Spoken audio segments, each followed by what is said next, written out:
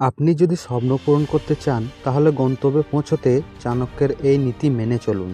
চাণক্য নীতিতে শ্লোকের মাধ্যমে বলা হয়েছে যে লক্ষ্য অর্জনের জন্য কি কি বিষয়ে চিন্তা করা প্রয়োজন এবং কি কি কাজ যা ভুল করেও করা উচিত নয় লক্ষ্যগুলি পূরণ করতে, এবং সফল ব্যক্তি হওয়ার জন্য কি করতে বলা হয়েছে চাণক্য নীতিতে। জেনে নিন আজকের এই ভিডিওতে। ভিডিওটি শেষ পর্যন্ত দেখার আগে একটি লাইক করে চ্যানেলটিকে সাবস্ক্রাইব করুন এরকম ভিডিও আরও দেখার জন্য। চাণক্য নীতি বলে যে আমাদের লক্ষ্য যত বড়, ঝামেলাও তত বড়। যারা দৃঢ়তার সঙ্গে এই অসুবিধাগুলির মোকাবেলা করে তারা বড় সাফল্য পায়। একটি বড় লক্ষ্য অর্জনের জন্য শুধু কঠোর পরিশ্রম নয়, কিছু বিশেষ জিনিসের যত্ন নিতে হবে, কারণ প্রতিটি ছোট পরিবর্তন অবশ্যই আমাদের জীবনের বড় সাফল্যের অংশ হয়ে ওঠে। চাণক্য নীতির এই শ্লোকের মাধ্যমে বলা হয়েছে যে লক্ষ্য অর্জনের জন্য কি কি বিষয় চিন্তা করা প্রয়োজন এবং কি কি কাজ যা ভুল করেও করা উচিত নয়। এই জিনিসগুলি ছাড়াও চাণক্য এমন একটি কাজের কথা বলেছেন যা একজন ব্যক্তিকে তার গন্তব্যে পৌঁছে নিয়ে যাওয়ার জন্য একটি ওষুধ হিসাবে বিবেচিত হয়। এছাড়াও চাণক্য বলেছেন যে